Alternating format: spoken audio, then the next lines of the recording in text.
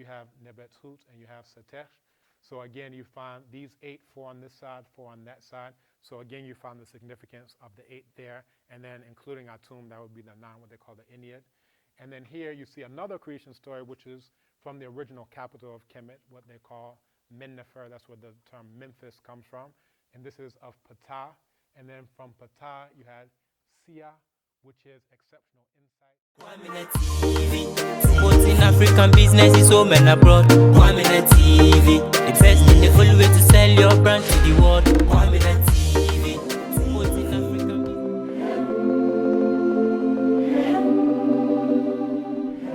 So, Nana, today I want you to give me the rundown of Abibitumi Ahimfie, which is a Black Power Palace, isn't it? Yeah. I want you to give me the rundown of it. Okay. So if you see Abibitumi Ahimfie, the first thing that will strike you is the front door.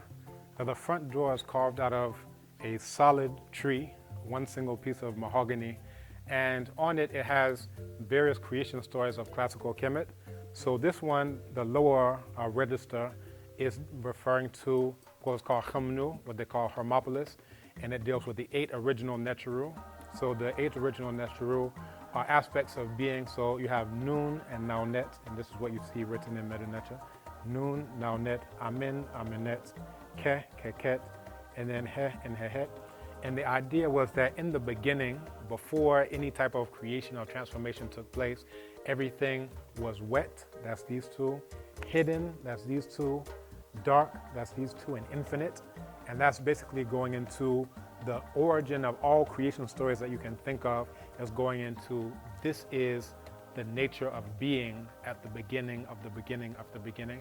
And again, it's 8. That's also why we have the 8 sides. So when we go in, I'll show you the 8 sides. Now this is another creation story which is called Ilnu. So this is dealing with Neberger. And in this you see Neberger in the form of Khepra, bringing the sun, into being.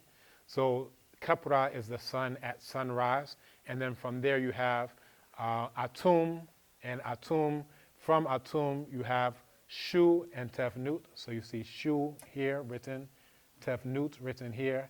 You have Geb on this side, and then you have Nut on this side. So these 4 were issued from Atum, and then from Geb here, and then Nut, you have Asar, who's here.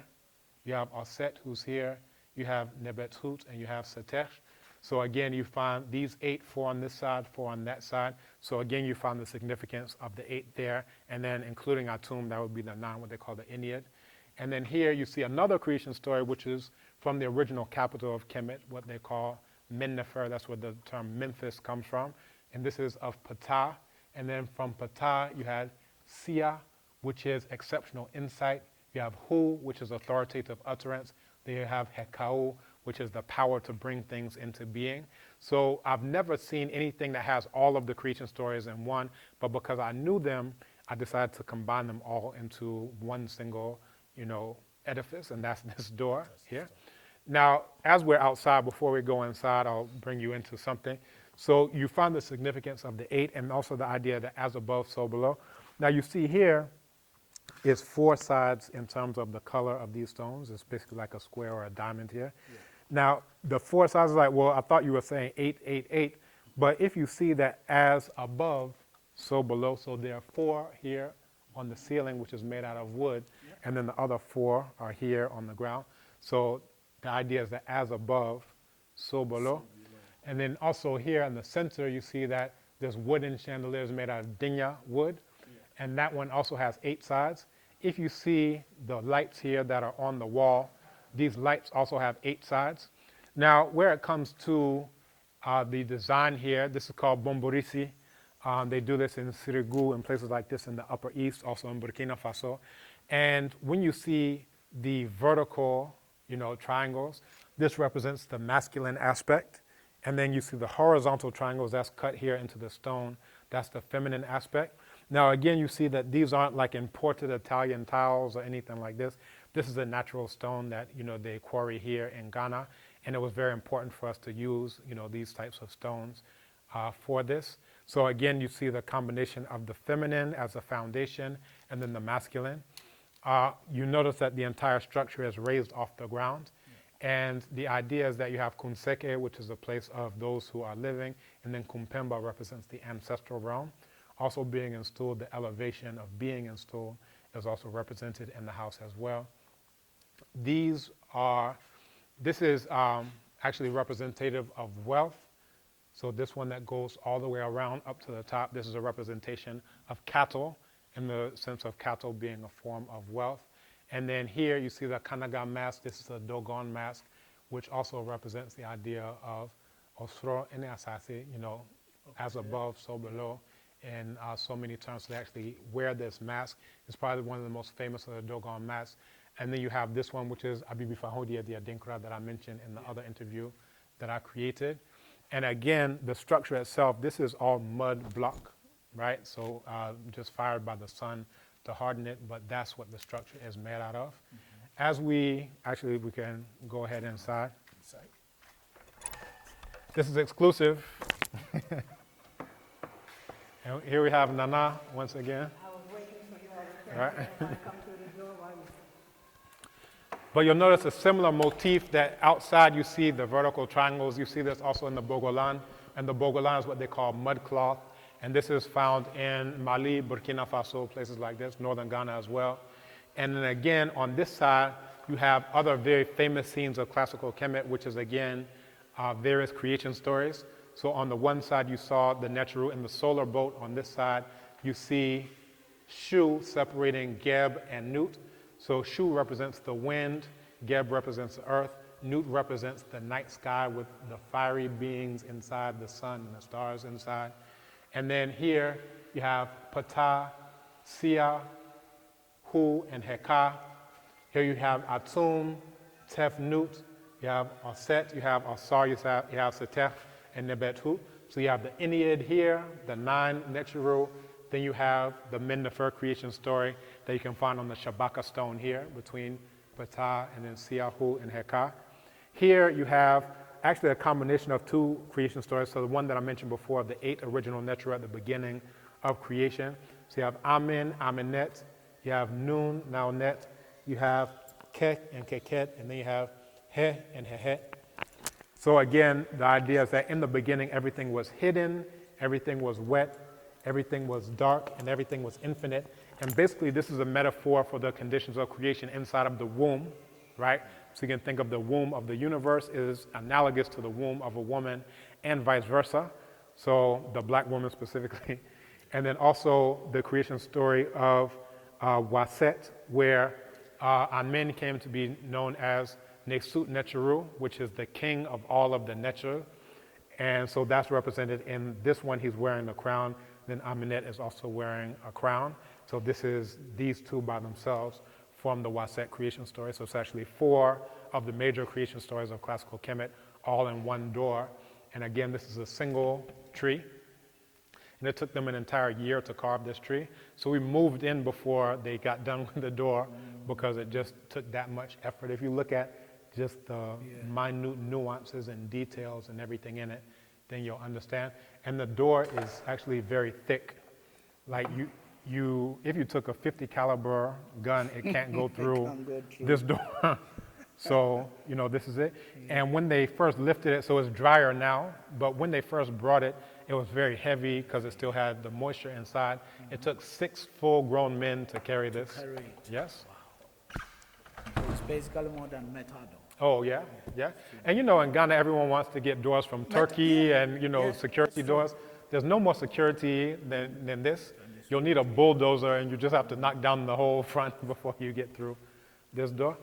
And again, if you see the facade in the front, this is analogous to, in classical Kemet, they will have the Serech, which is the front side of the palace. It literally translates to cause to know.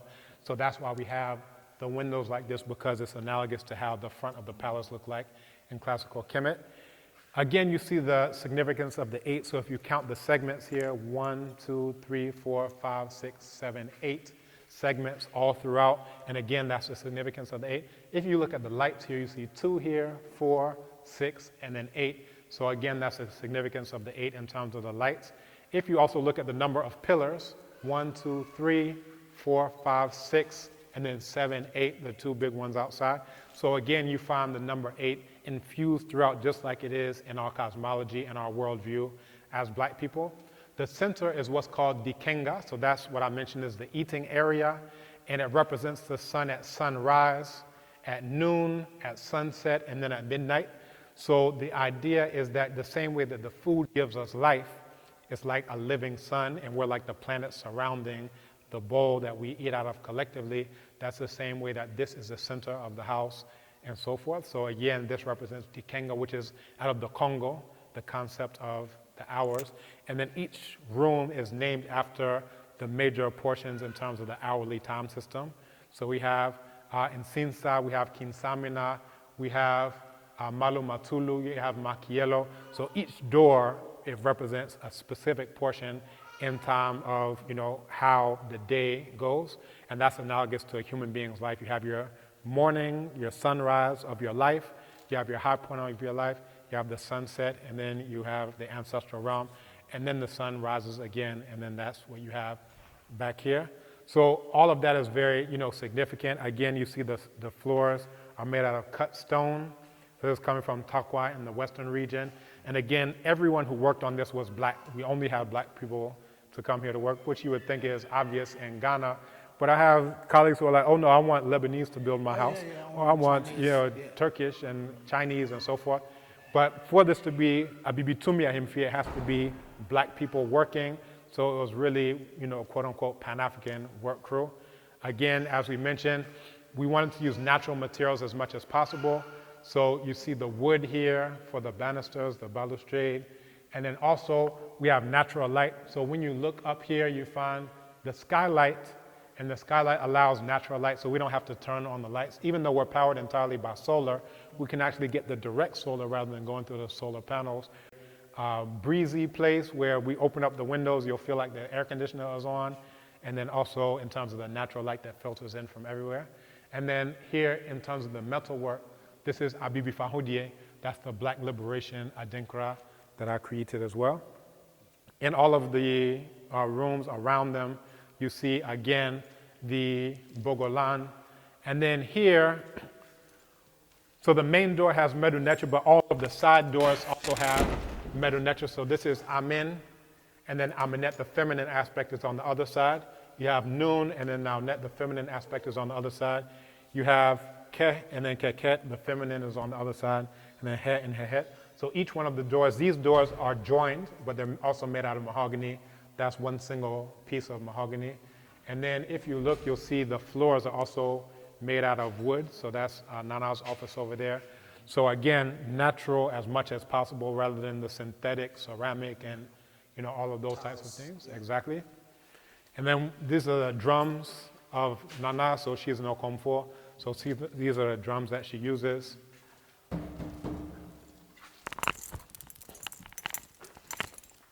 So this is Dinya wood, one of the hardest woods that you can imagine. That's the eating area, and again, that represents the Dikenga model. And interestingly, I use Dikenga in several of my writings as a theoretical framework that we're using.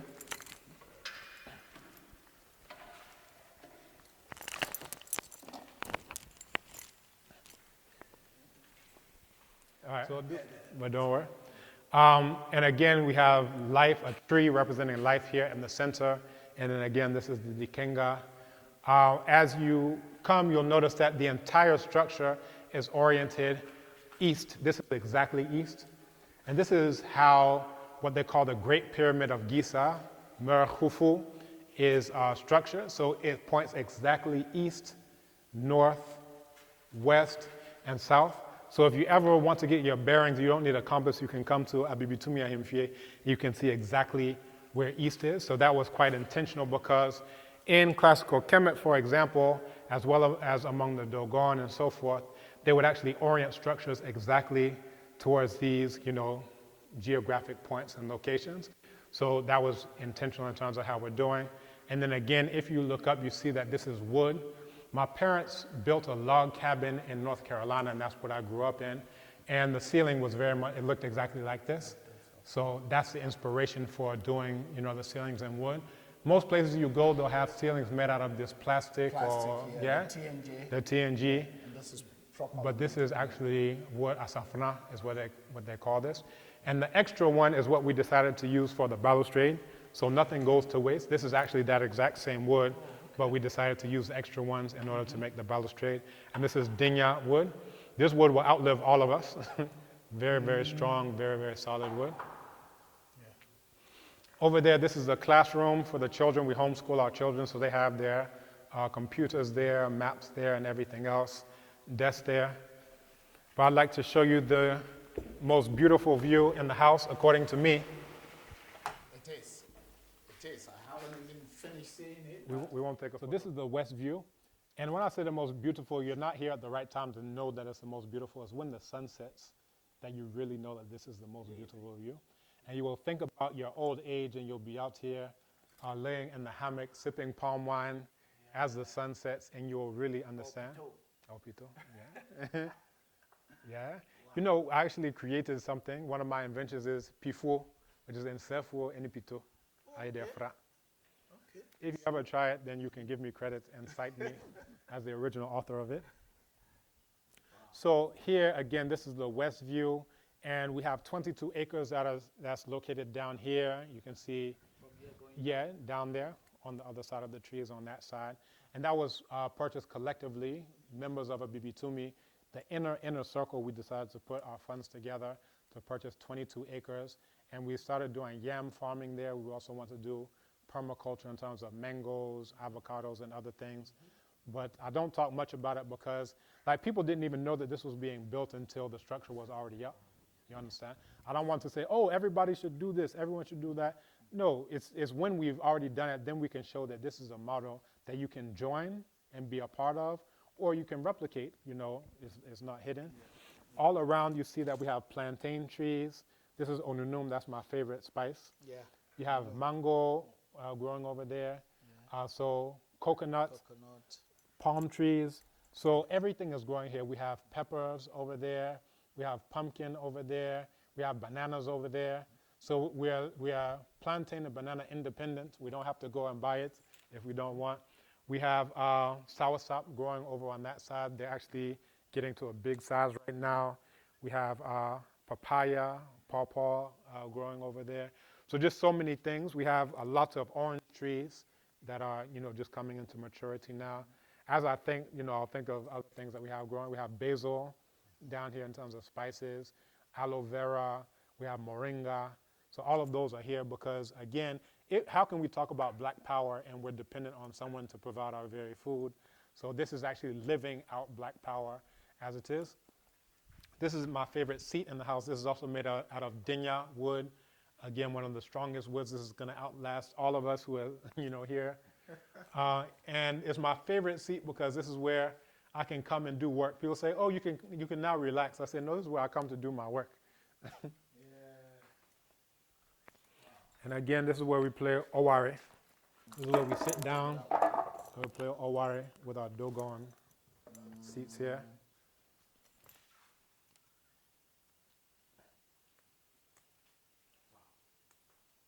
The view is extremely Yeah. So this is the best view. The second best view is in the children's classroom. Oh, let me show you this.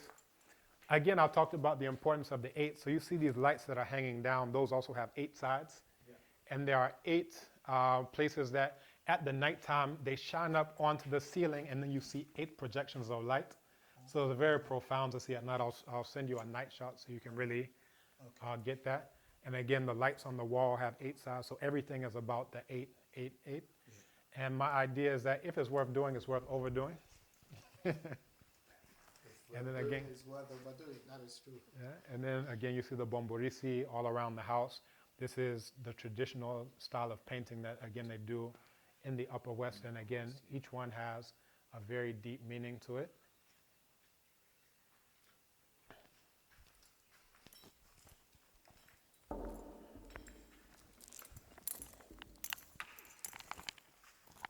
And again, you see the stone floors. So these are cut in a different way. But again, all of it adds to the beauty of it. I'll take you to the second most beautiful view in the house. Again, you can see the wooden floors that we have over there. But this is the children's classroom. This is where they study, where they learn, and everything else. You see the images of Nana Kimati wa Chiori, Nana Thomas Sankara. They learn about Ma'at. They learn about the correct orientation of the map. That's a south-up map. Yeah, and so much more. So they're learning Inchi, it says Enea Banada. They're on the board, so they're learning these things. And then they have lots of pictures. This is Nana Betty Shabazz here, Nana Francis Cress Welsing. So they have images of our great-grandcestors all throughout. And then we have a compost pile and then also a biogas digester that we just set up very recently. So the compost is over there. We're just getting it started, and the children made it themselves. That's the pallets over there. And the way it works is that as we, have natural waste, we're able to make our own fertilizer, right from that waste. All of these are the plantain trees that I mentioned. This is coconut. You can see the coconuts are starting to fruit right here. Down there, that's where we have the pumpkins and all the other things growing. This is the second most beautiful view. I love this hill, especially the way the sunlight dances off of this hill. It's truly amazing, the way that you can see it. And also in the morning where there's like a mist, in there, it's something that you can't even imagine. Well, you don't have to imagine because you're looking at it now. Yeah, I'm looking at it. It's amazing. Yeah. And they learn about the original flag of black people, the red, black, and green flag, as outlawed in 1920 by Nana Marcus Mosiah Garvey. Most people see it and they think it's NDC. And I say, I can tell you had a miseducation and you didn't have an actual education. Yeah? That's beautiful. That's beautiful.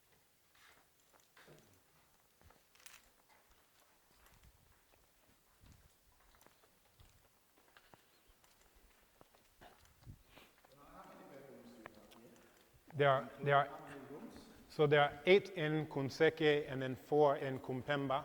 So Kunseke is the land of the living, and then Kumpemba is the realm of the ancestors. That's downstairs. Yeah.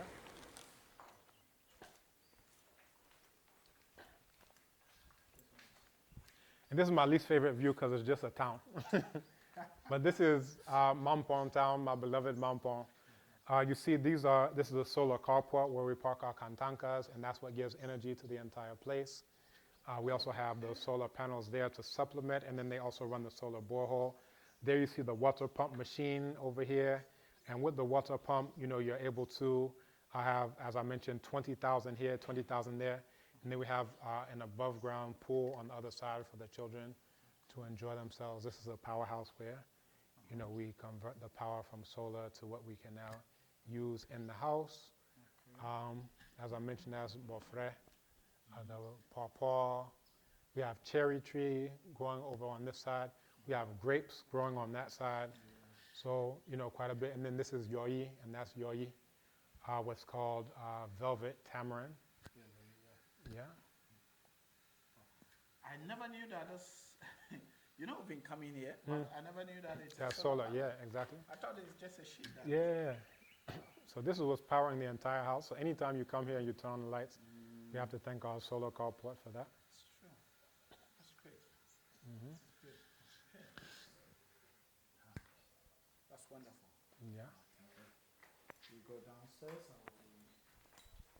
and because everything being natural and originally from Africa, it makes it more expensive. Well, I'll put it like this. What it cost to do the stone all throughout was less than doing 3 bathrooms in tile. Is it? The entire stone everywhere was less than doing 3 bathrooms in tile. Because my architect initially, he was saying, oh, if it's stone, then, it won't be even, then there'll be bumps. So he was like, oh, you should go in for the tile. We priced the tile, and the price of all of the stones everywhere that you see in every room, including the washrooms and everything, was less than the 3 bathrooms for a tile.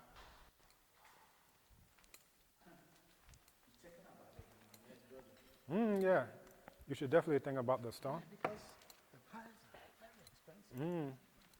That's because they're imported and foreign. Meanwhile, and if you go to the U.S., tiles are cheap. Yes. And but stone is expensive. It's like you have to be a millionaire to build with stone. the stones. But here they look at stone like, oh, it's just natural, it's just indigenous. We don't like it. So it's like the mindset is just entirely somewhere.